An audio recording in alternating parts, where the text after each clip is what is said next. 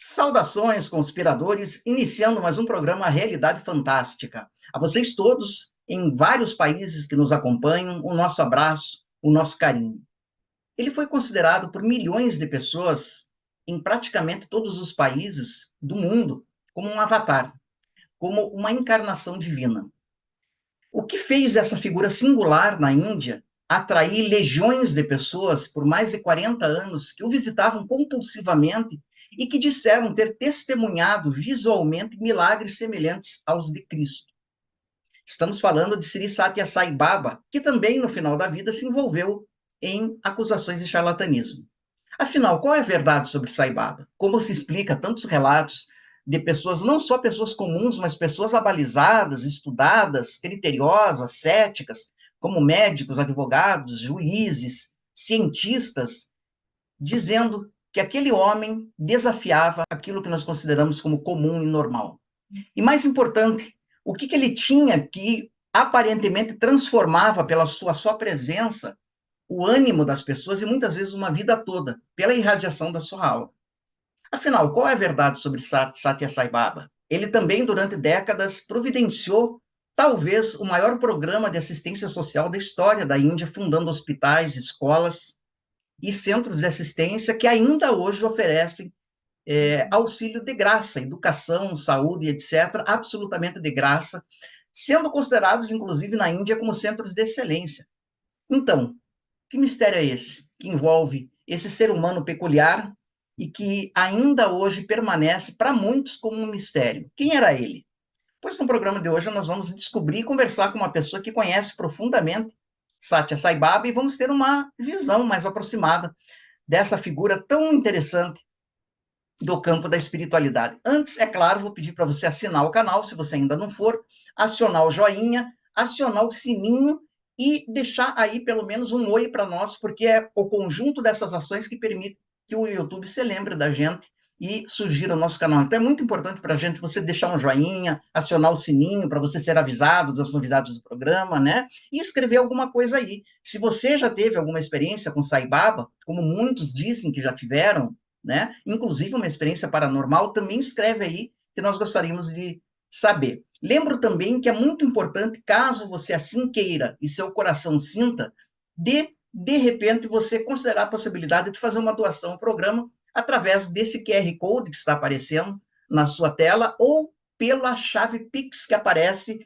na descrição desse vídeo. Qualquer valor, não há limite de valor, podem ser ofertados ao canal para que a gente continue nessa missão de trazer luz esotérica às pessoas.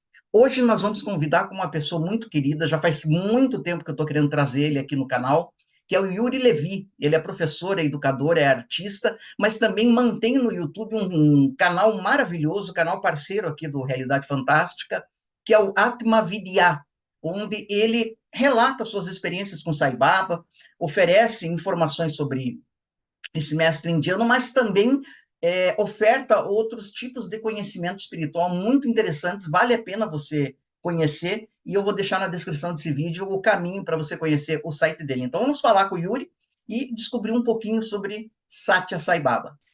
Yuri Levi, meu querido amigo, como é que você está? Tudo bem? Na santa paz, graças a Deus. Tudo certo aí também? Tudo certo, Yuri. Obrigado pela honra que você nos dá. Você é um dos grandes sementeiros de luz aqui que nós temos, não só em nível de Brasil, acho que em nível de mundo, porque o trabalho que você tem feito pelo teu site, pelas tuas redes, né, tem sido muito iluminador. Faz tempo que eu queria te trazer e hoje vamos falar sobre um assunto para lá de especial, né, que é Sai Baba. Para a gente começar o tempo, porque muitas pessoas não conhecem ainda, né, quem é o Baba e etc. Eu gostaria que você fizesse um resumo. Quem é Satya Sai Baba, num primeiro momento? Bom, objetivamente falando, foi um guru, um mestre, um líder espiritual. Embora eu seja refratário à ideia de guru, de mestre, e eu acho que isso dá até um tônus mais interessante para essa história, né? Como que uma pessoa tão refratária chega a essa conclusão de repente estar aqui falando sobre ele, escrevendo sobre ele, mesmo sabendo que é um assunto polêmico. Mas foi um servidor espiritual indiano que viveu, desencarnou agora em 2011, nasceu em 1926, Ele ficou muito famoso no mundo por conta, principalmente, dos supostos fenômenos paranormais que ele realizava numa profusão absurda, numa especificidade absurda, numa objetividade absurda. Isso gerou muito impacto, também gerou muitas rixas de pessoas que se sentiam, enfim, ameaçadas e queriam prejudicar a imagem dele, mas foi uma das pessoas no campo da espiritualidade que teve também uma das maiores participações de ação de promoção social que a gente tem quase na história da humanidade, assim, em termos de construir vários hospitais gigantescos com disponibilizando cirurgias mega específicas, avançadas, tecnológicas, completamente de graça para toda a população. Você tem universidades de qualidade de ensino referência, escolas de qualidade de ensino referência, museus, ginásios, tudo que se imagina de promoção social em termos de até de levar água para aldeias da Índia em regiões desérticas que não tinham acesso à água. Tudo aquilo que você imagina que alguém pode fazer para colaborar com o bem comum foi feito. No meio disso tudo, juntando a mensagem, o aspecto cultural, a questão espiritual, a questão das obras, o Sai Baba era considerado um avatar, né? Que dentro da tradição, da cultura da Índia, avatar significa em sânscrito simplesmente descida, mas é o conceito de como se a consciência divina descesse à Terra para conviver com a gente, né? Ou ainda um ser num grau de realização muito grande, numa percepção da sua unidade com a realidade absoluta muito, muito grande, que vem aqui para dar exemplo, né? Então, na tradição da Índia, você tem os grandes avatares que são considerados Buda, Krishna, Rama, Jesus, né? E aí, dentro desse suporte cultural, existe essa interpretação, então, do Baba como sendo um avatar, porque ele demonstrava na prática, cumpria na prática os requisitos que, na teoria, se colocava para dizer, olha, isso seria um avatar, em tese. E a gente pode falar mais sobre isso, sobre essas características aqui. Não, maravilha. Inclusive, parece que existe uma profecia no Mahabharata, que é um maior épico religioso do mundo, né? Cerca de 5.000 anos, você pode me corrigir se eu estiver errado, que parece que vai, assim, cirurgicamente na pessoa do Sai Baba. Quer dizer, que parece que prenuncia a vinda dele, não é isso?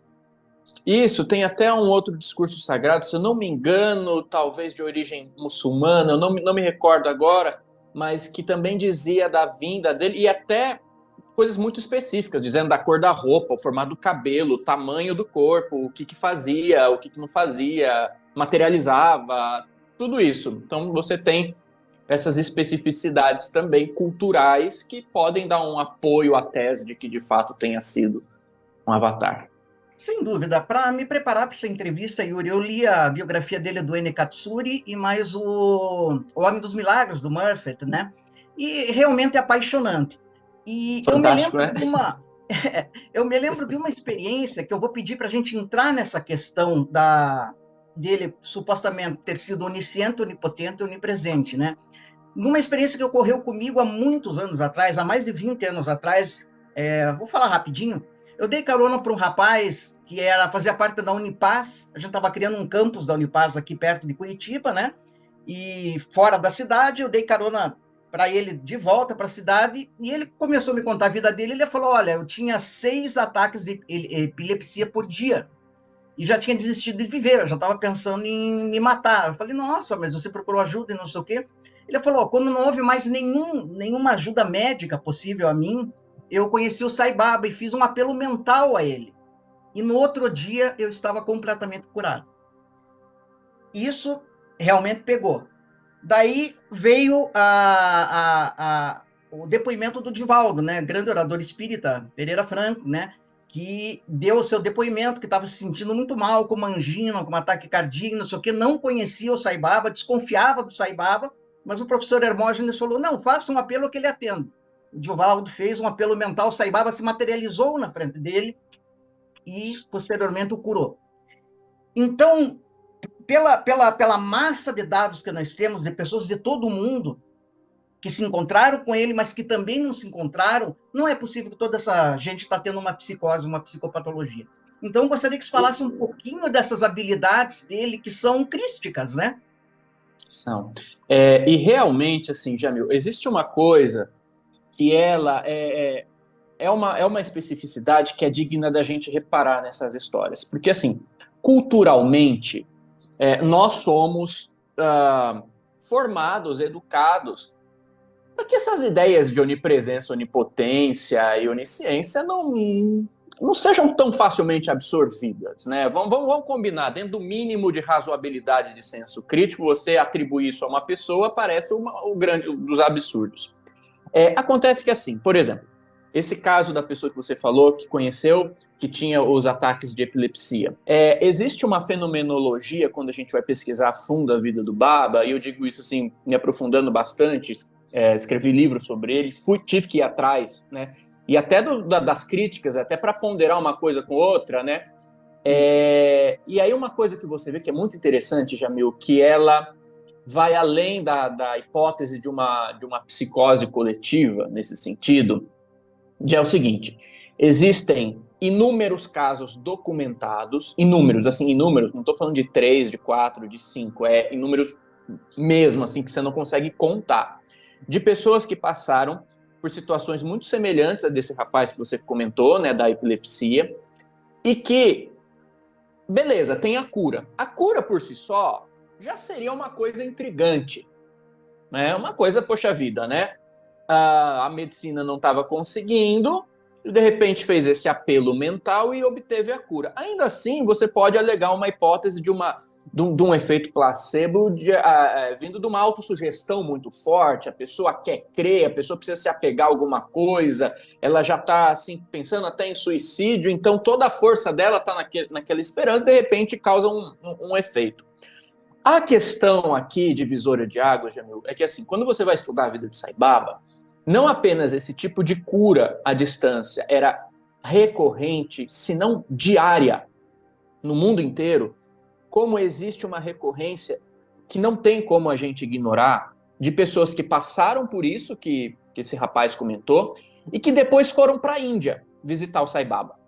Não falaram nada para ninguém, chegaram lá, é muita gente que vai visitar Sai Baba, imagina o tanto de gente, e há uma enxurrada de relatos como esse, em que a pessoa vai posteriormente, viaja para a Índia, está lá no ashram de Sai Baba, não abre a boca para nada, não fala nada para ninguém, e de repente Sai Baba chega pessoalmente para essa pessoa, ou chama ela para uma entrevista para conversar, e ele relata, sem a pessoa falar nada, a prece que a pessoa fez e fala assim: fui eu que fui lá, te curei desse problema, tal dia, tal hora, você me chamou e eu te dei essa cura. Inclusive o próprio Divaldo, quando você comentou, porque ele teve a experiência psíquica dele com Sai Baba, ele sofria do problema cardíaco, e depois ele foi para a Índia. Né, o Sai Baba deu o alívio lá para ele, e mesmo desconfiando, o Hermógenes foi lá: vem, Divaldo, vem, eu sei que você está desconfiando, porque eu também desconfiava. Todo mundo começa assim, né? E aí Sai Baba dá uma entortada na gente depois. E aí levou o Divaldo para a Índia. Quando o Divaldo estava na Índia, primeira coisa, Sai Baba para na frente dele, sem o Divaldo ter falado nada, Sai Baba olha para o Divaldo e fala assim: a gente já se conhece. Isso dentre milhares de pessoas, pelo que o Divaldo fala, o Sai Baba veio direto para ele, né? A gente se conhece. Exato. E assim, ainda assim, a gente poderia falar assim: não, de repente, tem tanta gente emocionada lá, que qualquer pessoa que o Sai Baba chegar e falar assim: eu te conheço, a pessoa vai cair aos prantos porque já teve alguma visão com ele, ou suposta visão, e ele pode se valer disso. Aí, o que acontece? Sai Baba chamou o grupo brasileiro para uma entrevista. E na entrevista ele se dirigiu nesse caso do Divaldo, ele perguntou para o Divaldo, primeira coisa, ele já chegou impactando: você acredita que eu sou Deus? E o Divaldo, imagina a gente recebendo essa pergunta. Mesmo estudando a questão de Sai Baba, eu admito que eu tenho, é uma coisa que, assim, culturalmente, não é confortável para a gente, não é confortável. Não é confortável. É muita objeção. Ainda mais num mundo em que a gente sabe que tem, de fato, muitas pessoas farsantes e realmente abusivas que se apropriam de um discurso de espiritualidade para gerar dominação, criar seita, manipular as pessoas, né? E existe um outro lado também que precisa ser falado, é que justamente por existir isso, às vezes aqueles que querem criar campanhas difamatórias contra pessoas que são autênticas se apropriam, se aproveitam desse histórico, dessas histórias, para projetar isso em quem eles querem atacar. Então também tem que ter esse cuidado. Mas o que acontece? Ele chamou e perguntou: você acredita que eu sou Deus? E o Divaldo deu uma escorregada, assim: olha, Swami, eu acredito que você é divino, como todos somos, mas na minha cultura eu tenho para mim que o Deus não é um homem, e o homem não pode ser um Deus e tal. E Sai Baba deu uma risada, assim, tipo, esse cara vai querer ficar racionalizando na minha frente, sabe? Tipo, você acha que a vida é só um construto de ideias? Ele deu uma risada e falou assim: tá bom, então como que você tá? O que você quer de mim? Aí o Divaldo: não, imagina, eu tô bem. Aquela coisa assim que a gente aprende nas culturas espirituais. É um comportamento que, vamos combinar, também é um pouco hipócrita, a gente tá bem, não precisa de nada, mas a gente tem dessas, né? Não tô falando que o Divaldo tenha sido isso voluntariamente, mas é da nossa cultura, de imagina, não. Saiba, o que você quer de mim? Não, imagina, não preciso de nada. O que você quer de mim? Tipo, para de me enrolar. Imagina, Swami, tô ótimo. E aí Sai Baba então olha para ele e fala assim: ah, é? E o seu coração? Que foi justamente o motivo do apelo psíquico do Divaldo quando ele estava tendo a crise, o Sai Baba apareceu para ele e deu a cura, né? E aí ele chega na Índia, Sai Baba fala: a gente já se conhece. Quando chama para uma entrevista mais particular, fala: ah, tá bom, você tá aí me racionalizando, querendo inventar música. Tá bom, beleza. Então como é que tá o seu coração, que você ficou aí chorando e apelando e eu fui lá te ajudar? Como é que tá o seu coração? Aí ele tomou um susto. E aí ele chamou o Divaldo, colocou o dedo no peito do Divaldo, pronunciou algumas palavras em sânscrito, e o Divaldo conta que nunca mais teve aquele problema. Então, o que chama atenção na figura de Sai Baba é uma gritante especificidade, objetividade. Então, a pessoa tem uma experiência ou uma suposta experiência psíquica, espiritual, metafísica, e que pode ser uma autossugestão, por que não? Em algum lugar do mundo, em alguma época, passam-se sei lá quantos anos, a pessoa viaja para a Índia e sem ela falar nada, Sai Baba chama, confirma tudo, chama ela pelo nome, conta toda a história e fala: eu te atendi, fui eu que te curei, fui eu que materializei Vibhuti lá no seu altar, tal dia, tal horário, no dia que você me pediu. Ou ainda, você não é devota, a mulher lá de repente não é devota de Sai Baba, ela é devota de qualquer outra divindade. Ah, aquele dia que há 10 anos atrás que você rezou para aquela divindade, fui eu que apareci naquele sonho que você teve, na forma daquela divindade, disfarçado daquela divindade, fui lá e te concedi a cura. E assim, é um nível de detalhe. A gente já ficava abismado com o nível de detalhe de Chico Xavier aqui. Mas é um nível de detalhe que corrobora a tese do professor Hermógenes de que não se trata de um paranormal comum. Está envolto ali uma espécie de uma autoridade espiritual muito diferente de qualquer padrão que a gente tem como referência. Com certeza. Inclusive no teu canal, Yuri, agora eu vou rapidinho passar para alguns causos, né, que me impressionaram muito e eu peço a sua confirmação. No seu canal tem um vídeo que fala: eu orei para Jesus e Sai Baba respondeu. Tem coisas assim que a pessoa pede para um mestre, depois o Sai Baba, depois de anos ela vai até o Sai Baba e ele fala: olha, lembra aquela noite, tal dia, tal hora, você pediu para Jesus, ou você pediu para Buda? Pois é, você obteve, era eu que estava... Não, então, e volto a dizer, não são casos fortuitos que foi alguém que contou, um ou dois, três casos, que foi contado para um que aumentou a história, porque tem isso também, né? Às vezes a gente está nesses meios, tem muito fanatismo religioso, as pessoas querem aumentar as histórias e tal, mas de fato isso procedia várias e várias e várias vezes. Você vê assim, Que autoridade é essa que a pessoa consegue receber uma prece que é feita para Jesus? E que autoridade que é essa, recebendo a prece íntima de uma pessoa que nem conhece ele, feita para Jesus, ele tem autoridade e capacidade, meios de fato, objetivamente, materialmente, intervir em nome daquilo que está sendo apelado. Tem só para resumir essa história, né, foi um caso muito interessante. Uma indiana que foi lá visitar o Sai Baba, ele materializou Vibhuti, a cinza sagrada, né, atribuída a um poder de cura, materializou a cinza, entregou para todo mundo e pediu para essa senhora guardar dela, para ela não consumir, para ela guardar na bolsa dela, para ela não usar, que uma hora ela ia saber. E aí ela viajou para os Estados Unidos, onde estava o marido dela, achando que a cinza era para o marido dela. E quando ela foi dar a cinza para o marido, a cinza sumiu. E ela era uma mulher super organizada. Como essa cinza sumiu aqui? Reviraram a bolsa, tiraram tudo. Ela e o marido não acharam o Vibhuti. Mas, bom, perdeu o Vibhuti do Baba, né?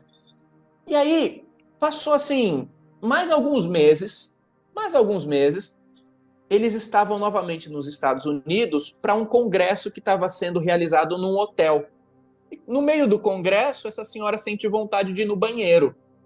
E quando ela entra no banheiro, tem uma faxineira, se eu não me engano, mexicana, que trabalhava lá, e a faxineira arregala os dois olhos e emocionada, fala assim, você é indiana?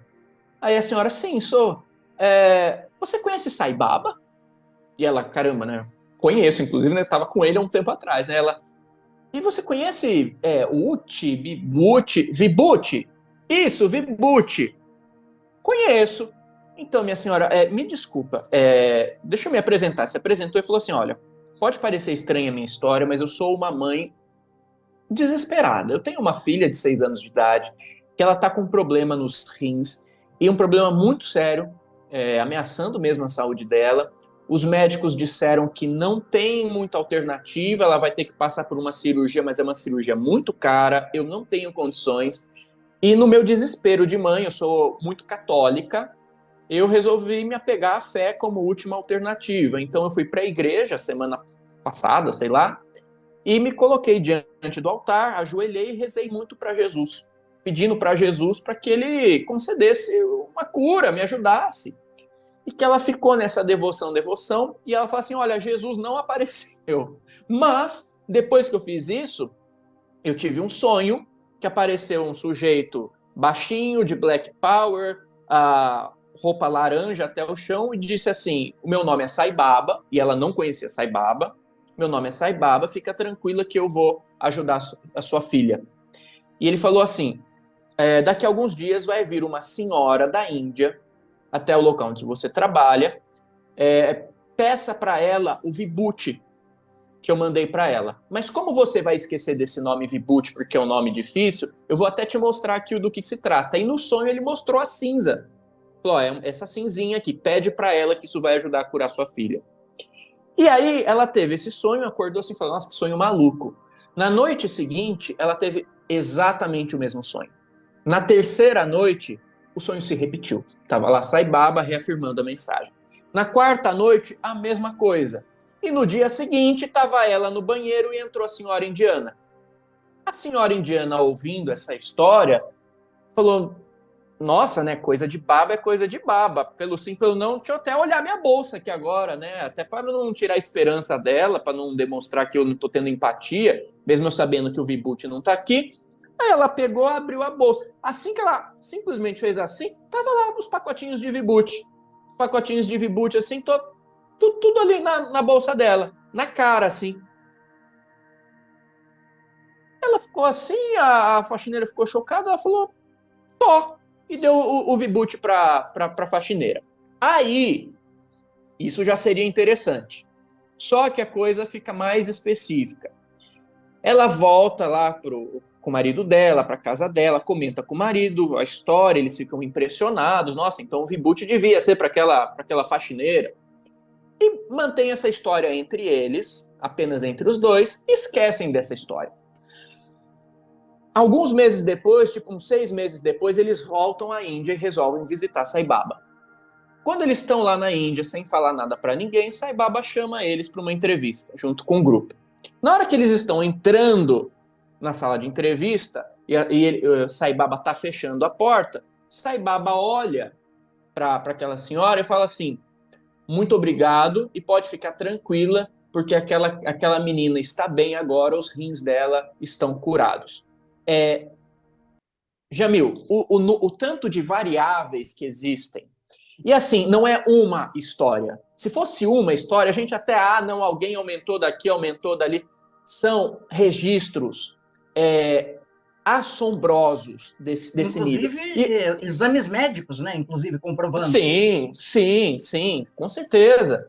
E até legal quando tinha as materializações, eles iam examinar as moléculas que compunham aquela materialização, dependendo do que era elementos que você nem tinha na Terra. E o legal é que é o seguinte: Sai Baba, primeira coisa, quem que é esse sujeito para atender uma prece endereçada a Jesus?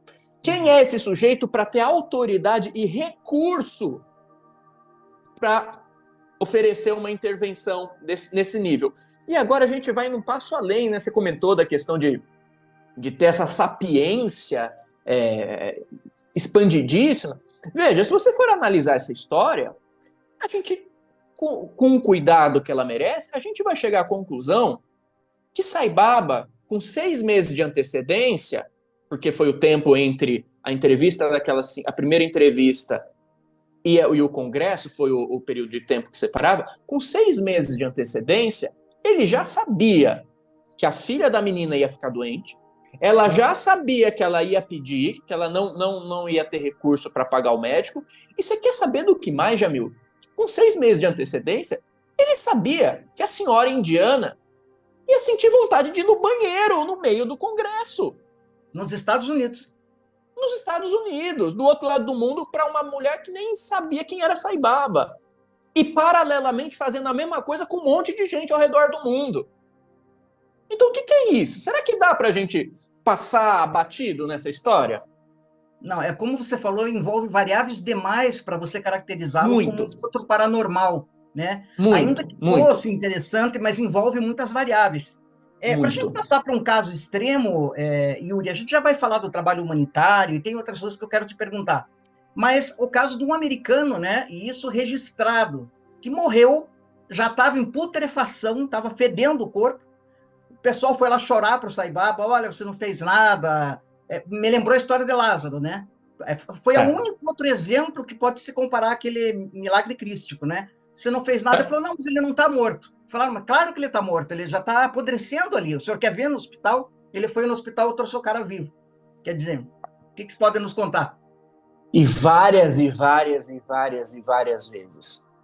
Até o próprio Howard Murphy, quando foi lá investigar o Sai Baba, ele documentou um caso que tinha acabado de acontecer ali com um senhor chamado Radhakrishna, que chegou no ashram do Baba, estava mal de saúde, pediram ajuda para o Baba, Baba fez pouco caso, olhou assim e falou: fica tranquilo que vai ficar tudo bem. E aí o cara piorou. E aí a família volta atrás do Baba: fica tranquilo que vai ficar tudo bem. E assim, o cara foi piorando, até que tiveram que chamar os enfermeiros lá para acudir ele, e até que o cara foi embora. O cara já não sentiam mais o pulso dele, foram lá averiguar e, poxa, perdemos o cara, né? Só que eles tinham o hábito de, assim, se acontecer alguma coisa desse nível para algum devoto de Sai Baba, eles pediam a autorização de Sai Baba para fazer qualquer coisa antes, né? Sei lá quem morreu, dá sua bênção antes, né? Algo desse sentido. E eles deixaram o corpo lá no ashram, inclusive já estava gelando, ficando azul. E eles chegavam no Baba: Baba, aconteceu tal coisa. Fica tranquilo, vai ficar tudo bem, porque eu tô aqui. E eles começaram a ficar, né, num estado... Poxa vida, o Baba fica postergando, o cara já morreu e nem para me dar autorização pra gente enterrar ele tá dando. E aí chega uma hora lá que o Baba falou assim: agora eu vou lá ver ele. E vai. Ele entra lá no quarto onde estava o corpo, pede para fechar a porta para ninguém entrar. Dali a pouco ele chama lá de dentro, pede para a família, e estava a família toda testemunhando, o pessoal da saúde, todo ali. que tinha averiguado o que tinha acontecido com o cara, tinha Que é, testado ali a inclusive, morte. parece que um médico trabalhando no ashram, né, que averiguou a morte, se eu não me engano. Nossa, tava cheio de médico lá. Tanto, mesmo porque o Sai Baba construiu o hospital lá, né? Então tinha toda a equipe médica. E aí o Sai Baba chama lá de dentro, a família, a filha e a mãe abrem a porta e tá o senhor Radhakrishna sentado na cama dando risada com o Sai Baba ali, assim, na maior naturalidade. Esses casos, existem muitas documentações desses casos. Então, assim, é aquilo que o professor Hermógenes fala, não é uma mediunidade comum, uma paranormalidade. Tem gente que quer criticar Sai Baba e quer comparar ele, por exemplo, com João de Deus. Mas mesmo assim, em termos tanto de fenômeno quanto de conduta e de trabalho, são completamente opostos. Faz 20 anos que eu conheço, que eu tenho convivência com Sai Baba, e nesses 20 anos já me enviaram diversos convites, por exemplo, para conhecer o João de Deus. Eu nunca me senti inclinado. Eu nunca quis. Porque analisando, são coisas completamente diferentes. Tanto em estrutura de fenômeno, termos de autoridade, porque assim, a mediunidade, só pela mediunidade, ela independe de caráter. Tem muito médium na cadeia, porque a mediunidade é orgânica, tá aí, é da natureza. Agora, o que o Sai Baba fazia não era simplesmente ser um canal, era anímico, era aquilo que os indianos chamam de Sankalpa Shakti, é a manifestação da vontade do espírito, é ele que cria, é a vontade que se manifesta, só que de um nível absurdo, que a pessoa precisa ter realmente uma autoridade para conseguir fazer esse tipo de coisa.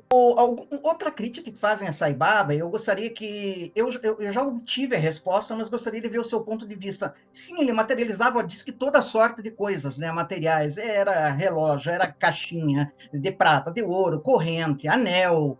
Daí vinha uma corrente com a imagem do Sai Baba, daí a pessoa falava, não, mas sou devota de Jesus. Daí ele assoprava, né, e aparecia a imagem de... Bom, Jesus. fenômenos assim. Mas tem pessoas que falam, por que não materializar uma flor? Uma coisa mais simples. Por que tantas coisas materiais e de valor? Como é que você responde a isso? Ué, mas materializava a flor. Materializava a flor, materializava a fruta, materializava ser vivo. Teve até tem esse relato, quem documenta isso é uma inglesa chamada Peg Mason, que estava um grupo de pessoas que levou exatamente essa questão para o próprio Sai Baba. Fizeram exatamente a pergunta que você está me fazendo, fizeram na frente dele. Baba, por que você só manifesta objetos inanimados? E aí, ele sorriu, animado, como uma criança, assim, cheio de testemunhas. E ele começou a girar a mão, na forma clássica que ele fazia, para materializar. E ele olhou assim para a pessoa e falou assim: o que você vai querer, um leão? E aí as pessoas começaram a ficar assustadas. Ele começou a dar risada e continuou a girar a mão. De repente, materializou um macaco. Macaquinho. E aí ele chegou para uma pessoa que estava ali, falou assim: dentro da sua bolsa, ele falava isso que era interessante, ele falava assim: dentro da sua bolsa, Deus está na forma de uma banana ali, pega aquela banana que está dentro da sua bolsa, e só o cara sabia que tinha banana ali. Pega aquela banana e dá para o macaco. E aí foi lá, tinha banana, pegou a banana, deu para o macaco, alimentou o macaco, viu que era um macaco de verdade, Sai Baba pegou o macaco de volta e desmaterializou o macaco. Então, e outras coisas. Nossa, tem umas coisas doidas que se eu contar aqui, para quem não conhece Sai Baba vai achar que a gente tá meio estranho. Mas assim, por exemplo, ele pegava sei lá, uma árvore, isso tem também registrado. Ele pegava uma árvore e ele pegava um botãozinho de alguma coisa. Ele pedia para a pessoa pegar, né? E ele pegava aquele botãozinho e transformava aquilo imediatamente no fruto daquela árvore. Mesmo a árvore não estava dando fruto naquele momento. E ele usava isso, claro, não à toa, mas também dá paralelos de ensinamentos espirituais. Por exemplo, ele falou assim, ó, Deus pode fazer isso com o seu karma. Você acha que o karma é férreo? A graça de Deus pode transformar uma coisa em outra, se você se colocar aberto a ela, né? E mostrava isso na prática, quantas e quantas vezes.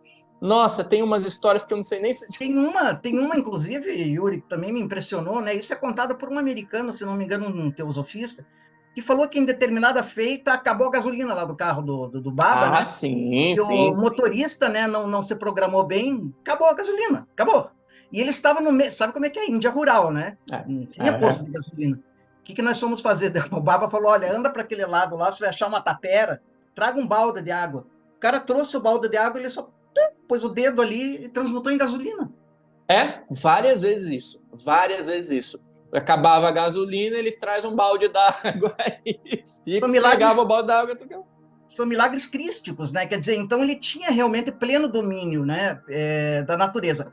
Agora, Yuri, mais do que, claro, tudo isso é maravilhoso, você vê, é uma coisa que pode converter muita gente, mas diz que os depoimentos mais fortes, pelo menos de acordo com o que eu li, era o nível de amor que ele conseguia despertar nas pessoas, que era um amor que não tinha explicação em termos humanos. Cara, Ontem é eu estava lendo um fantástico. depoimento de um cara que foi lá, o cara disse que eu estava doente, estava mal-humorado, já estava achando aquela figura exótica, né? Porque, vamos falar, 1,55 m, É, ele era muito baixinho, cabelo baixinho, desse tamanho, magrinho, Black... Black Power, né? E não pelo cabelo, mas é exótico, né? É uma figura exótica, cabelão desse tamanho, mas diz que quando o Baba olhou para ele, um cara rústico, cético, agnóstico, diz que ele teve uma crise de choro porque ele nunca se sentiu tão amado. Então ele falou: o que é esse amor? Que É. ele, né? E Baba falava: eu sou uma encarnação do amor, né? Não, e não é um amor sutil. É um amor, é uma força. Eu vou dar um testemunho que aconteceu uma coisa recentemente, na semana passada. Na verdade, assim, mês passado, um sujeito tinha escrito para mim que a mulher dele estava doente e se eu tinha Vibhuti do Sai Baba. E eu não atendo esses pedidos. Primeiro que eu não leio o e-mail e segundo eu tenho muito claro assim a minha função. Minha função é de comunicador, de educador, de escritor e eu vou me ater a isso. Porque senão um monte de gente quer me pedir um monte de coisa e eu acabo depois prejudicado. Então eu sempre deixo muito claro o que é minha função eu realizo com coração, o que não é minha função eu nem mexo. E a minha intenção era nem responder aquele e-mail, mesmo porque o meu Vibhuti aqui estava acabando, e eu falei, olha, ele tem que pedir para o Baba. As pessoas precisam aprender que elas precisam pedir diretamente para o Baba. Se elas transferirem essa autoridade para outras pessoas, para outros devotos, elas vão estar limitando o poder de Baba, o acesso dele à vida delas. Não é para pedir para mim, eu não materializo o Vibhuti, a minha prece não é melhor do que a dele, e ele tem que entender isso. Muito bem, e deixei aquilo quieto. Só que aquela história ficou assim, né? E aí passou um mês, e não estou falando isso para as pessoas me voltarem a me pedir isso, porque às vezes eu falo isso e a pessoa vai querer me pedir. Não peça para mim, peça para o Baba. Passou um mês, eu com essa história matutando no meu coração, poxa vida, a esposa dele tá doente, né? Que coisa. E aí eu ajoelhei semana passada, em prece, e falei para o Baba, Baba, é o seguinte, tá, existe esse caso aqui. Eu tô sem estoque de Vibhuti. Se o senhor quiser interceder, faça esse Vibhuti aparecer, por favor. Se esse Vibhuti não aparecer, eu vou considerar que o senhor vai ajudar de alguma outra maneira e tá encerrado esse caso, não vou mais me preocupar com ele. Agora, se for para eu mandar, faz esse Vibhuti aparecer. 3 dias depois, eu até publiquei no meu canal um vídeo que eu relato isso agora com mais detalhes. 3 dias depois, me chega uma caixa lotada de Vibhuti, 60 pacotes de Vibhuti, um monte de coisa que eu tinha pedido para Baba, de Apamala, umas coisas assim, caneta que eu estava precisando, tudo que eu estava precisando no mês anterior, que até minha esposa queria me dar de Natal e não achou, e que era importante para mim, tudo que eu tinha pedido veio ali, veio com a cara do Baba, os pacotes de Vibhuti, né, como eu mostrei, já todos já estão destinados, ó, tudo com a Uhum. cara do Baba, veio um monte de coisa do Baba. Aí, só para resumir, não é que veio, as coisas apareceram. Aquilo tem uma força, aquilo irradiava uma energia que em volta parecia que formava uma sauna de energia, mas não era de calor físico. Era uma força que ficava em volta, a casa inteira ficava cheirando flores, a casa inteira ficava perfumada de Vibhuti, e Jamil, impressionante. Eu, minha esposa e meu cachorro, a gente passou 3 dias, depois que isso veio até aqui, a gente passou 3 dias embriagados. Os 3. Você olhava para os 3, até o cachorro, parecia que a gente estava chapado. A gente estava embriagado, assim, era uma força, uma potência de amor, mas tão grande que eu olhava para minha esposa e a gente tinha coisa para fazer durante o dia, a gente olhava assim e falava assim, nossa, esse amor é tão forte que tudo isso parece tão desnecessário. A nossa mente parece desnecessária, o nosso raciocínio parece desnecessário, o nosso ego parece desnecessário. E era uma força que ela constrangia mesmo, assim, é força, é potência, não é sutilidade, ideia. Que a gente simplesmente sentava, ficava um olhando embasbacado para o outro, dois adultos de 30 anos, ficavam um olhando para a cara do outro, assim, não tem mais nada para fazer, é só sentar e ficar. Acabou, não tem mais, não tem. E o cachorro também, o cachorro do lado, assim, ó. E não tava doente, não, tá muito bem. A gente precisou de uns 3 dias para voltar ao normal. E eu pedia para Baba, falava, Baba, muito obrigado, mas eu não aguento. Eu não consigo ficar nessa vibração divina, de amor absoluto. Eu não consigo. Eu não sustento. Me devolva os meus desejos e os meus medos e o meu ego, por favor, porque eu preciso disso ainda. Eu não consigo. E a gente não estava conseguindo fazer as coisas. Era uma força. E assim, não era que era só uma força, era perfume, era um monte de coisa junto. E a gente, assim, precisando, por favor, me devolva ao meu nível ordinário, porque eu não sei lidar. É maravilhoso, é divino, mas é tão potente, é uma coisa tão absurda, e não tem como ser autossugestão. Se um dia minha autossugestão conseguir produzir esse tipo de coisa, eu vou estar bem. Não é potência, é uma força que transcende tudo que a gente conhece. E eu fiquei precisando pedir pro Baba, por favor, deixa eu voltar do jeito que eu sou, porque eu não consigo. É muito amor, diante desse amor você fica embriagado, você não, as coisas perdem a razão, sabe? Porque já tá tudo certo. É uma coisa indescritível, né? E é o que a gente mais lê nas experiências das pessoas, né? Esse amor que, até uma frase bíblica, que foge a todo entendimento, né? Ele não é É, racionalizado. Ele não é é, racionalizado.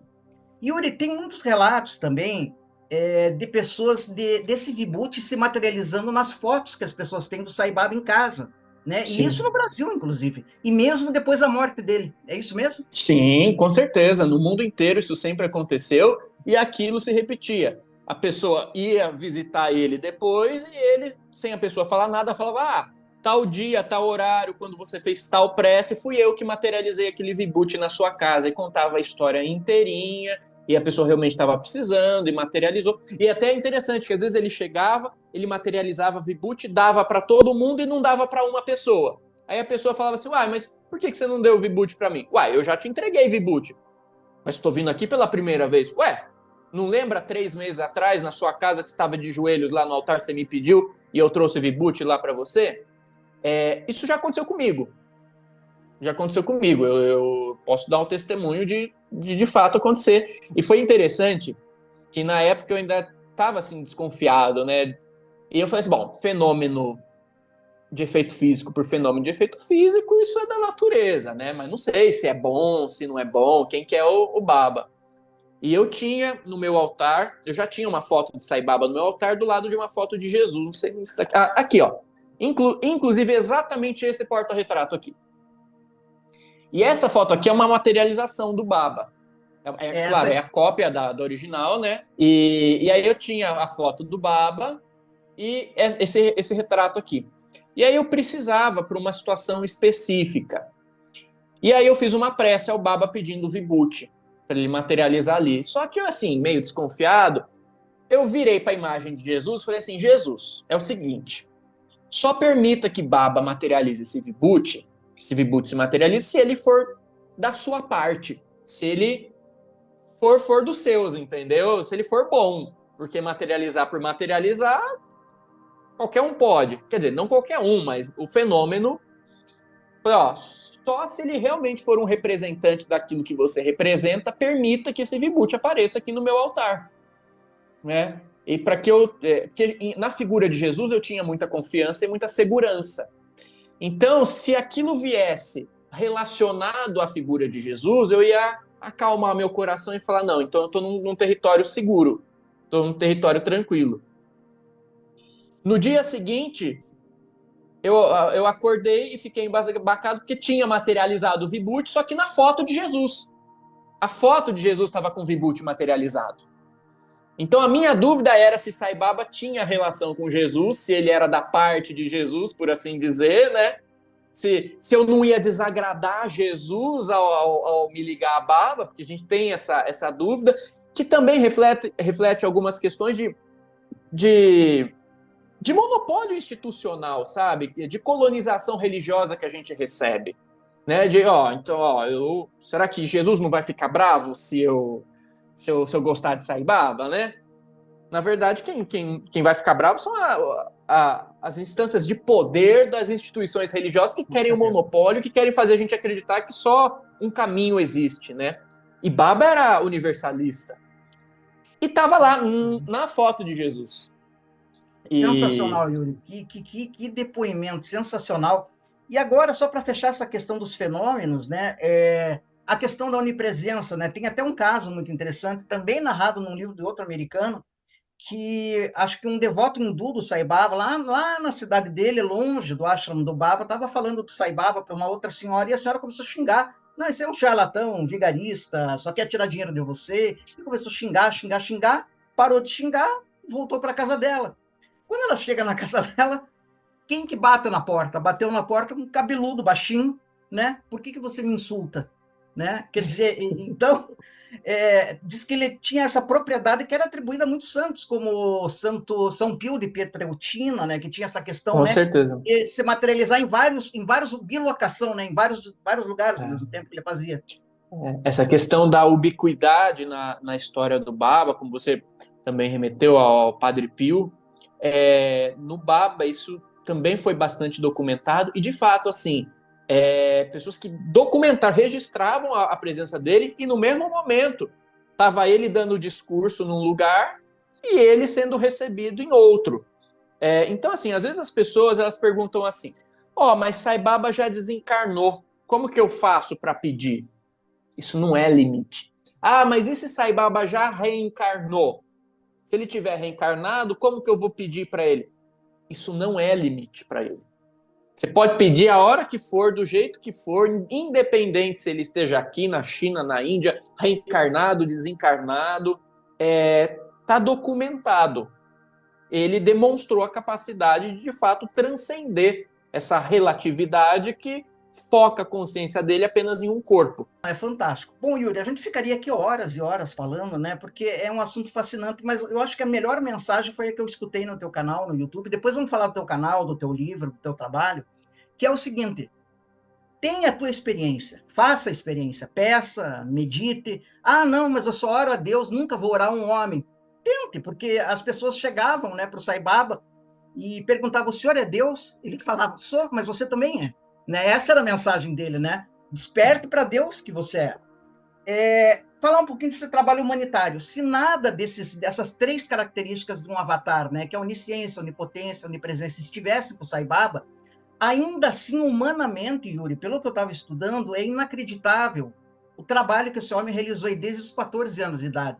Sabe? Principalmente o trabalho filantrópico. Se diz que ele praticamente não dormia, né? Era o dia todo servindo, e dando comida para miserável, e dando roupa para miserável, fundando hospitais, fundando escolas. Quer dizer, hoje parece que as universidades do Sai Baba, que dão um ensino gratuito, assim como os hospitais, que dão também atendimento gratuito, são considerados os melhores da Índia. Então, ele fez um trabalho de reconstrução do país dele, humanitário, e que parece que se espalhou pelo mundo. Só no Brasil tem 2 ou 3 escolas do método Sai Baba, de valores humanos. Dá uma pincelada nisso para a gente. Inclusive, eu tenho formação nesse método. Fiz o curso de formação de professores, eu sou educador, sou professor, Eu acho que até esse diploma verde e amarelo que tem aqui no Maravilha. fundo é do Instituto do Sai Baba, como educador. E assim, Jamil, vamos analisar isso com o pé no chão para dar a dimensão para as pessoas que estão assistindo, porque é muito fácil. Às vezes, assim, tem muita gente que basta uma fake news de internet para querer xingar uma pessoa que ela nunca conheceu. E, mas tem as obras sociais. Dane-se as obras sociais. Dane-se nada. Vamos lá. A Índia é um país com mais injustiça social do que o Brasil. Se aqui a coisa já é complicada, a Índia muito mais. Jamil, vamos lá. Nós dois, e quem mais estiver assistindo aqui já sabe que mesmo não estamos falando de 14 anos de idade como Sai Baba, nós estamos falando de vida adulta nossa aqui, no Brasil, uma condição social ainda melhor do que a Índia. Jamil, a gente sabe o quanto é difícil a gente manter o aluguel de uma casa. Você tá entendendo? Mas vamos falar a verdade. Às vezes a gente tem um monte de ideias do que nós vamos construir, do que a gente quer criar, mas você vê uma pessoa que consegue trazer isso para a realidade. Jamil, tem 2 hospitais de super especialidades que ele fez lá na Índia, que são, assim, um dos maiores da Ásia. Assim, você tem cirurgias de hiperespecialidade, cirurgias no cérebro, cirurgias complicadíssimas, com tecnologia de ponta, tudo de graça. Assim, de graça. As universidades de ponta, as escolas de ponta, amigos meus que vão para a Índia falam assim, olha, eu não sei se eu acredito ou não em Sai Baba, mas uma coisa eu tenho que admitir.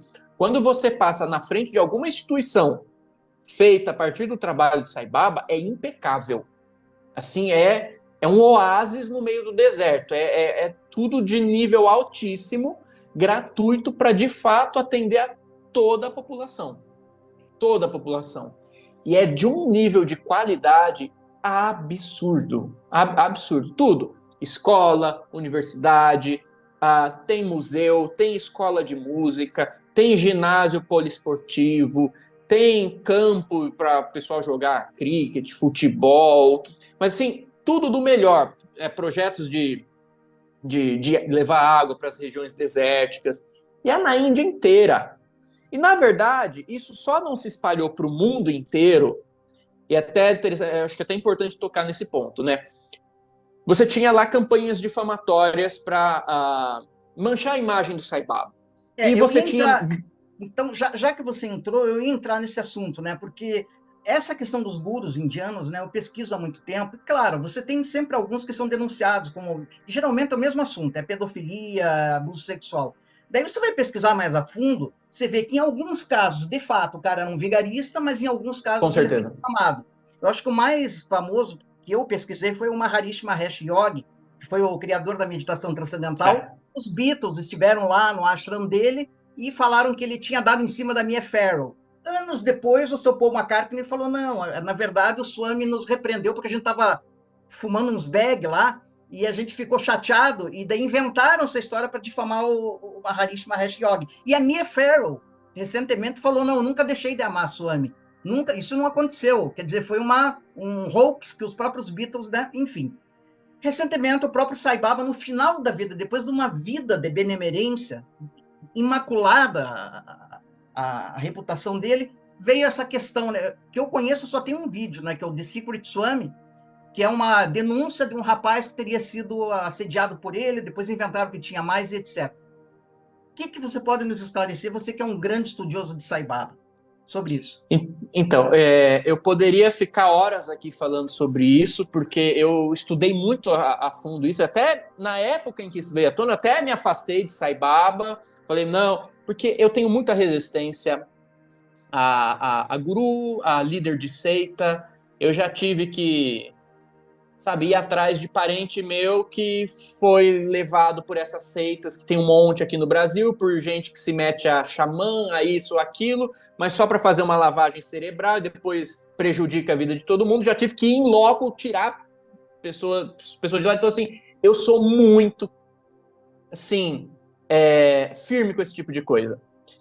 E estudei bastante a questão do Sai Baba. E assim, volto a dizer, a gente poderia ficar horas aqui falando sobre isso, eu adoraria. E até ligando com o assunto passado, só para dar um resumo no que eu ia chegar, que é o seguinte: na verdade, a única coisa que essas campanhas difamatórias fizeram para Sai Baba, porque ele nunca se importou, ele sempre ficou quieto e continuou o trabalho dele sem se importar, a única coisa que isso realmente atrapalhou foi a expansão do projeto social dele. Por quê? As escolas do Sai Baba estavam ganhando filiais em vários países do mundo, e aí a mídia fez uma campanha difamatória para pegar o Sai Baba, e a mídia internacional fez uma pressão. Ou seja, todo país que estava adotando o sistema de Sai Baba para beneficiar a população teve uma pressão midiática que inibiu. Então, assim, a única coisa que realmente saiu no prejuízo foi a obra social. Ou seja, o benefício que as pessoas poderiam ter disso. Agora, você tem duas frentes de crítica a Sai Baba. Você tem a frente que fala sobre o charlatanismo, a fraude, que alega truques de prestidigitação, e você tem a frente do assédio. Eu vou tentar resumir essas duas frentes, até para a pessoa que está assistindo e que tem dúvidas, ficar, de repente, até com o coração um pouco mais tranquilo, porque é tanta desinformação cruzada e enviesada na internet que a gente... E outra coisa, Jamil, existe um comportamento entre os devotos de Sai Baba que eu até entendo a parte da proposta espiritual, que é assim, não vamos dar ouvido ao mal, não vamos alimentar conversas negativas, porque não precisa disso, não sei o que tem. Eu entendo que dentro de um ambiente devocional, isso pode até ter o seu sentido, embora eu também acredite que o senso crítico é até mais importante, mas eu entendo que assim, nós estamos fazendo um trabalho de comunicação aqui, nós não estamos falando para devotos de Sai Baba. Então, a gente tem o dever de tocar nesse assunto com honestidade, sem ter que esconder, sem ter que, não, imagina, não vamos dar voz às coisas ruins, vamos focar só no positivo, porque é uma questão de honestidade. Tem gente realmente com sinceridade querendo aprender sobre Sai Baba do outro lado e vai fechar esse vídeo e vai se deparar com um vídeo xingando ele. Claro. Então, assim, que a pessoa tenha contato com elementos, com argumentos que deixem ela chegar à própria conclusão, que nunca foi e nunca vai ser a minha intenção querer converter ou convencer quem quer que seja. Tá aqui, eu vou trazer os fatos porque eu acho que isso é importante. Tem tanta gente compartilhando tanta coisa tóxica no mundo que eu acho que quando você tem uma mensagem de esperança, uma coisa de amor pragmática, a gente também tem que dar voz. Mas agora, acredita quem quiser, quem não quiser, não tem nenhum problema, não vou bater na porta de ninguém para falar da palavra de Sai Baba. Mas assim, a gente tem que trazer essa sinceridade, porque da mesma forma que eu no passado também queria ouvir alguém com mais experiência me falando, eu não tinha. Então eu acho legal a gente falar disso. Então vamos lá, duas frentes. Primeira frente, vamos falar de charlatanismo, truques de prestidigitação. Prestidigitação nada mais é do que uma habilidade de um ilusionista, de um mágico que você consegue... você não precisa nem usar manga. Tá? Você consegue, através de movimentos rápidos da mão, você consegue esconder um objeto facilmente entre os dedos, fazer um movimento e aquilo aparece.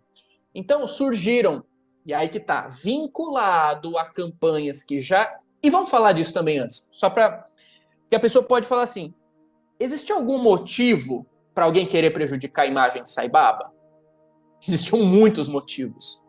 Primeiro motivo, você tinha um sujeito fazendo voluntariamente, gratuitamente, algo para a população que era responsabilidade política e que os políticos, mesmo com apoio popular e recebendo para isso, não faziam. Vinculado a isso, Sai Baba, ele, de propósito, ele incomodava o ego de gente que se achava muito importante, de gente que se achava muito poderosa. E desde a pessoa que se achava importante espiritualmente, sei lá, a pessoa ia lá no ashram de Sai Baba, eu sou muito elevada, eu sou muito iluminada, eu sou unha e carne com Sai Baba. Você vai ver, ele vai me chamar, ele vai me dar um monte de coisa. Ele passava, ele falava com todo mundo, materializava coisas para todo mundo em volta e dava as costas para essa pessoa. A pessoa saía de lá assim, mordida. Isso, a gente está falando do âmbito espiritual, mas agora tem os âmbitos políticos e sociais. Porque da mesma forma que ele fazia isso com pessoas comuns, ele fazia isso com gente de poder. Ele revelava fraudes, ele revelava esquemas de corrupção, ele mexia com gente que se achava muito importante, mas sim, muito importante mesmo. Que estava ali pelo poder e que não acreditava em nada daquilo. E para a pessoa prejudicar Sai Baba, ela não tem nada a perder. E também você tem assim uma grande presença de uma oposição de fundamentalismo religioso, de fanáticos de outras crenças, que como assim tá esse cara aí falando que é Deus encarnado? Só o meu salva. Então é um grande incômodo. Como que um negro Black Power da Índia vai ter mais poder do que aquilo que está representando a minha instituição religiosa? Exato. Então você tinha uma frente que batia contra Sai Baba também de fanáticos de outras tradições que, imagina como nós vamos permitir que alguém que está ali na Índia, pô, era a época da Ku Klux Klan, a mesma época dos supremacistas brancos, sabe? E ver de repente um negro Black Power da Índia. Imagina, quem que leva a sério a religião da Índia aqui no Ocidente? Só tem uma religião possível, né? E claro que você sabe, como fanático religioso, você sabe o modus operandi, né? Então, tentaram algumas vezes matar Sai Baba. Isso e Sai Baba, sim, envenenar, chegar com faca. E Sai Baba se livrava disso no nível Sai Baba, sempre com uma história milagrosa que a pessoa saía convertida. Como não deu certo matar Sai Baba, existe uma coisa. E outra coisa, quando você mata o corpo, você faz uma arte.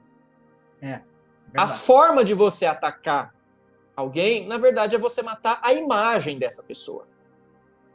E qual maneira melhor de você matar a imagem dessa pessoa, a credibilidade dessa pessoa, do que se você envolver assuntos tabu? Por exemplo, no meio espiritualista, a gente tem a questão dos assédios que você comentou. E que de fato existem.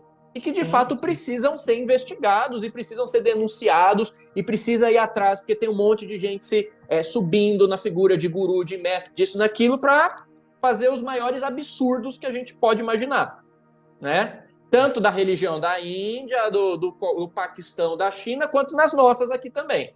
Com certeza. Isso em todos os lugares. Agora, você tem um assunto tabu. O que é um assunto tabu? Você pode pegar esse assunto e você pode vincular ele à imagem de qualquer pessoa, que é tão tabu na nossa sociedade, é tão estigmatizado, que as pessoas não vão nem querer investigar a fundo. Tem os que de fato existem, mas você lembra que teve uma escola aqui no Brasil, em São Paulo? Eu até esqueci o nome da escola, foi um caso que ficou muito famoso. Isso é um case, eu sou jornalista, minha graduação, né? Então isso é um case no jornalismo que é a escola base, que destruíram a vida de uma família, com acusações de assédio sexual que não existiam. Essas pessoas chegaram a morrer de depressão, de desgosto, faliu a escola. Por quê? Porque se você joga um assunto tabu, a população se revolta antes de querer saber da história. Então esse é um artifício utilizado por pessoas que querem prejudicar a imagem e a credibilidade de outras. O que é um terreno muito pantanoso, porque de fato a gente sabe que esses abusos existem nessas instâncias. Então você fica na dúvida. Só que você fica na dúvida em um assunto tão tabu que pelo sim, pelo não, você vai pelo não. E aí você já afasta as pessoas de até terem o direito de saberem se aquilo aconteceu ou se não aconteceu. Eu vou dar um resumo, porque para a gente falar dessa história precisaria de bastante tempo, mas eu vou dar um resumo de alguns pontos aqui. Primeira coisa, você da área do jornalismo, eu tenho um pai jornalista, e minha mãe trabalhou a vida inteira na vara da infância no juizado de menores. Jamil, o tanto de caso, eu não digo isso de crença, o tanto de caso que tem de gente querendo ferrar outras pessoas, usando assuntos tabu. Estão abusando da criança, daqui que eu quero a guarda dela, porque aquele abuso. E, cara, como estava por dentro ali, né, na questão do juizado de menores e vendo o trabalho da minha mãe, o tanto de coisa que, de fato, as pessoas forjavam histórias e forjavam coisas para querer ferrar umas com as outras, tirar credibilidade, ferrar com a imagem, conseguir guarda, acabar com o projeto de vida das pessoas, e que depois, nas investigações, você descobria que era tudo armação. Porque, assim, para condenar, as pessoas precisam de muito pouco. Basta uma fofoca de internet que as pessoas já estão condenando. E É eu acho que, verdade. assim, da mesma forma que a gente tem um senso crítico para questionar a bondade das pessoas, por que a gente não usa esse mesmo senso crítico para questionar quando estão falando mal dessas pessoas? A gente compra muito facilmente essas questões, sem prova nenhuma. E aí que vai. Bom, teve alguma prova contra a Saibaba? Não teve nenhuma prova. Ah, mas é difícil você ter prova. Só que é o seguinte, existem duas coisas que a gente precisa colocar aqui. Primeira coisa, quando fizeram essas denúncias contra a Saibaba, foi uma campanha, isso precisa ser claro, foi uma campanha principalmente midiática. Não houve denúncia formal. E quando você está falando de justiça, se você faz uma campanha midiática contra um crime, é um crime você não formalizar essa denúncia nos âmbitos da justiça, que é onde aquilo tem que ser averiguado. Então, se você tem uma coisa que você está acusando alguém, e você coloca isso só em jornal, em campanha, e você sabe como jornal é, né? Meu pai trazia uma coisa que ele aprendeu na faculdade, que para o jornalista, né, o Ibope não é dizer que o cachorro mordeu o dono, é dizer que o dono mordeu o cachorro. Com certeza. Não, eu digo aqui, Yuri, de público, que muitas vezes eu tenho vergonha da minha profissão, infelizmente. E você deve saber isso muito melhor, né? Já deve ter visto, testemunhado E, isso. Uma briga por audiência, né? Que vale tudo. por E aí favor, pegaram pessoas que já eram conhecidas como naturais opositoras de Saibaba. Até o documentário que ficou famoso na época, de uma emissora famosa internacional, na direção desse documentário estava uma pessoa que sempre foi antipática a Saibaba e que sempre tentou minar a figura dele de todos os jeitos. Então já era uma narrativa enviesada. Na própria estrutura do documentário, se você vai ver, é um documentário que hoje não poderia ser lançado. Por quê? Porque ele é completamente unilateral. sim, Não tem ninguém falando do outro lado. E você sabe que a acusação é acusação. Eu posso acusar qualquer pessoa de qualquer coisa. Você também. O tempo todo. Só que agora, você consegue sustentar essa história? Você consegue fundamentar essa história? Então, primeira coisa, isso virou motivo de ibope midiático, de uma campanha midiática contra Saibaba. Nunca foi provado. Não tem denúncia formal sobre isso. Lá você vai procurar na Índia, não tem, que é onde poderia ser feito alguma coisa com Saibaba. Nunca teve nada, e isso por si já é um grande questionamento. Como que você faz uma campanha para falar mal de alguém, trazendo um suposto crime, mas você não dá queixa desse crime? Ah, porque a pessoa ia ficar com medo. Não, ela ia ficar com medo de pôr isso na TV. Aí ela podia sofrer perseguição. Se ela vai na justiça, não. Então, você não teve esse tipo de formalização. E outra coisa, como isso deu um bafafá grande na época, grandes nomes do âmbito jurídico da Índia, eu até tenho isso anotado aqui, vou até ver se eu acho para falar, mas assim, vários chefes de Suprema Corte, e não é um, dois, três, se reuniram com chefes de instâncias importantes de direitos humanos da Índia, enfim, pessoas grandes ligadas à justiça, primeiro-ministro, eles se reuniram para estudar essa história, para investigar o que está acontecendo. E eles chegaram numa conclusão. E é uma conclusão que na Índia isso foi falado, isso chegou, mas no Brasil, por exemplo, não chegou. As pessoas aqui acham muito fácil, com base numa fake news de internet, xingar Saibaba. Mas o que aconteceu? Se reuniram lá, então, primeiro-ministro, chefes e chefes de Suprema Corte, e essa galera toda para estudar o caso do Baba. E eles chegaram numa conclusão. E essa conclusão virou um documento público. E tem isso, tá lá assinado, acho que até na internet você encontra isso. Eles publicaram um documento público, uma carta pública assinada por eles, a partir do estudo, da investigação das coisas que estavam fazendo contra a Saibaba, e eles formalmente disseram o seguinte: nós alertamos a população contra campanhas que estão fazendo contra a Sai Baba, vinculadas a interesses escusos, ou seja, a interesses sórdidos, coisas que estão escondidas por trás, e que, enfim, não é para acreditar nessas campanhas, e nós atestamos a idoneidade do Sai Baba, barará, barará, barará, barará, barará, e tem todo o documento e todos eles assinam. Então, assim, Jamil, vamos lá. De fofoca por fofoca, de gente falando o que quer por gente falando o que quer, eu vou ficar com pessoas competentes e responsáveis formalmente por averiguar esse tipo de situação e dar uma resposta responsável. Porque falar mal, falar bem, tem um monte. Então, assim, você tem elementos para questionar essas histórias. E, assim, isso que você falou dos Beatles, teve um aluno lá do Instituto de Sai Baba que contou isso em off. Ele falou assim, cara, não precisa nem ir muito longe. Tinha um menino que estudava comigo e que ele era fumante, não podia fumar lá. Não podia fumar lá. E aí ele recebeu uma advertência, recebeu outra, olha, não é para fumar aqui dentro e tal. E chegou uma hora que ele não obedecia, ele foi chamado e foi expulso do instituto. Não foi nem expulso pelo Sai Baba, foi expulso pelos diretores ali do instituto, que era a regra do lugar. E ele fala, você acredita que esse menino que foi expulso por fumar, ele tinha um espírito rebelde, assim, tal, depois que ele saiu, ele pegou carona nessas campanhas e começou também a falar isso, que o Sai Baba fazia, que o Sai Baba não fazia, que abusava, que não abusava, e o cara nunca teve contato com o Sai Baba, mas ele pegou a onda, me expulsou? Então vamos acabar com a imagem desse cara. Então, quando você vai investigar os motivos, os interesses, essas coisas que tinham por trás, você tem muita coisa que tinha por trás que coloca a gente numa posição sincera para poder questionar com muito argumento, com muita tranquilidade, essas histórias. Nós não somos Deus, não somos juiz, a gente não sabe de todos os momentos da vida do outro. Mas, assim, daquilo que a gente tem base para não depender de uma fé cega para acreditar na idoneidade do Baba.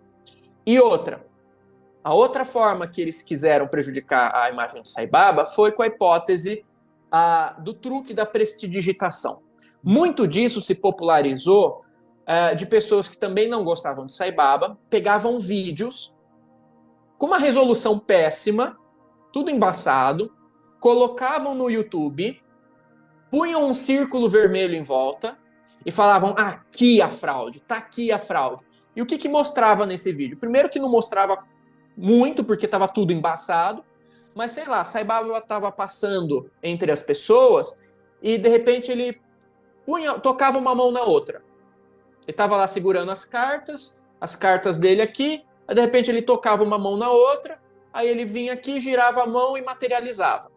Aí olha aqui a prova da fraude. A prova da fraude é que quando ele está tocando uma mão na outra, ele está passando o bloquinho de vibute para o dedo da outra mão, ele vai lá e ele gira. E eu concordo, porque eu sou uma pessoa também fria na análise. Se eu conhecesse Sai Baba através desses vídeos, que são vídeos tendenciosos, ainda mais quando você coloca um título falando olha a fraude de Sai Baba, e você coloca um círculo vermelho, uma seta vermelha, em cima de uma imagem que não dá para ver nada, você está manipulando a percepção de quem está vendo ali, mesmo que não dê para ver nada. A única coisa que dá para você ver é que ele está tocando uma mão na outra, mas assim, se ele está passando ou não, é uma interpretação de quem está vendo. Não tem objetivo. É uma interpretação. Aí, você fala, bom, beleza. Só que, por exemplo, eu fiz um documentário sobre o Sai Baba no meu canal e eu sempre apresento as críticas sobre Sai Baba e eu coloco as críticas do lado de argumentos que questionam essas críticas e eu entrego para a pessoa e falo assim, você tira a sua conclusão. Eu acho que isso é mais honesto.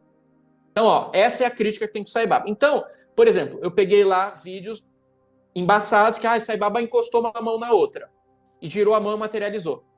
Então, vamos ver se tem vídeos de Sai Baba passando e materializando sem encostar uma mão na outra. Vamos ver se tem vídeos de Sai Baba passando com os dedos abertos, com a mão aberta, com a manga folgada, com a mão na cara da pessoa assim, e sem encostar a mão na outra ele vai lá e materializa. Vamos ver se existe, porque assim, a gente tem que contrapor o argumento, né? Eu tenho formação acadêmica e aprendi que é por aí. Vamos contrapor. E aí você vê, e eu coloco lá, por exemplo, no documentário, um monte de contraposição. Tá materializado, tá tocando uma mão na outra? Não tá. Onde tá a mão dele? Tá ali na cara da pessoa, com o dedo aberto ele vai e ele materializa. E se você coloca isso em contexto, com o caráter de todas as materializações que você tem, com todos os relatos, a especificidade disso tudo, porque não é que ele está girando a mão e materializando um medalhão. Ele girou a mão e materializou um medalhão que aquela pessoa perdeu há 20 anos atrás nadando no mar aqui na costa do Brasil. Não é um objeto aleatório.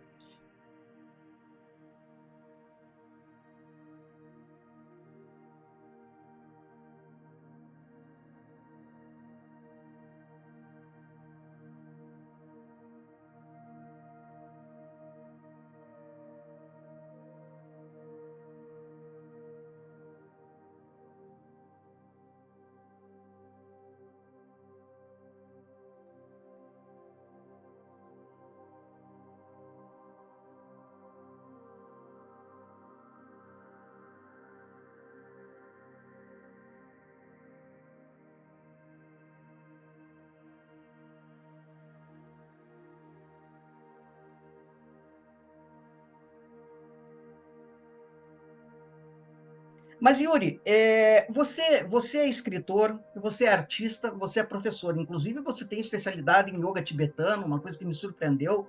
Você tem uns conhecimentos sensacionais. Eu queria que você falasse agora, no finalzinho, a gente vai fechar com o Sai Baba, mas antes disso, quero que você fale um pouco do teu trabalho terapêutico, desse teu trabalho de iluminação. Você tem um site maravilhoso, um canal no YouTube também maravilhoso. Você tem o Insta. Quero que você fale um pouquinho de você e como é que as pessoas podem te acessar e o que você pode oferecer para as pessoas. Bom, te agradeço por esse espaço. E, bom, eu sou um pedagogo, eu sou um educador. Fiz a minha pós-graduação estudando os yogis do Tibete, me especializei nessa área. Mas eu atuo hoje em dia como comunicador, como educador. Já trabalhei como professor de yoga tibetano no passado, mas isso está lá atrás. E hoje eu me concentro na questão do trabalho de comunicador no YouTube, meus trabalhos nos cursos que eu ofereço, mas numa área mais profissional, mais acadêmica acerca desses assuntos, porque eu fiz a minha pesquisa em torno disso. E tem o canal no YouTube, o Atma Vidya. E tem os livros. Agora a gente está com 12 livros publicados acerca desses assuntos. Tem o livro do Sai Baba, que é esse daqui, que acabou de sair a segunda edição, que a gente fala disso tudo. Inclusive, os primeiros capítulos são para falar das críticas e trazendo histórias, testemunhos que, de fato, dão elementos para a pessoa chegar à conclusão dela, mas com... Para quem quiser conseguir os livros, por onde que a pessoa compra? Olha, pode acessar o meu Instagram, tem o meu link lá, que tem o link de todas as coisas que eu tenho, mas você pode pesquisar no próprio Google ou no site da editora, Clube de Autores, colocar lá meu nome, colocar Sai Baba, que você acha esse material. O documentário que eu comentei também está no canal. No teu próprio site, né? Daí fui pesquisar o teu canal, achei você uma pessoa sensacional, você é um garoto de luz, transmite uma vibração muito curativa, sabe? Terapêutica para as pessoas. A tua sinceridade brota, você fala com o cardíaco, né? De coração, eu falei, achei a pessoa. Quero te agradecer, Yuri. Quero convocar vocês todos, amigos do canal Realidade Fantástica. Conheçam o canal Atma Vidya. É um canal que eu estou seguindo, Realidade Fantástica está seguindo. É sensacional as mensagens que você tem, não só com relação a Sai Baba, as mensagens espirituais. Você vai conhecer a arte também, porque ele é pintor, né? O Yuri também é pintor. Os livros dele. Adquira o livro do Yuri sobre Sai Baba para você sentir um pouquinho, conhecer melhor. Isso. Depois tirar, tá aí. Você pede pelo site dele. Olha, na descrição desse vídeo eu estou colocando os dados do Yuri, Insta, telefone, e-mail, site, e te convido novamente, conheça o canal Atma Vidya, se inscreve lá, aciona o sininho, tá? Deixa o joinha, porque é um desses canais que estão aí, né, nessa mesma vinha do Realidade Fantástica, que é trazer um pouquinho de luz, né? De luz espiritual para as pessoas. Yuri, meu amado, canal é tua casa agora, quero que você volte até para falar de outros assuntos, vamos combinar, e gratidão por essa aula que você nos deu. Jamil, muito obrigado pela sua hospitalidade, pela sua cordialidade, pelo seu respeito e também pela sua paciência, da minha dificuldade da gente achar um horário. Muito obrigado pela sua paciência e obrigado por estar me recebendo aqui com tanto carinho, com tanto respeito, com tanto amor, para a gente falar desse assunto que é importante que seja falado. Com toda certeza, querido. E lembrando sempre que o mistério está entre nós. Até o nosso próximo encontro.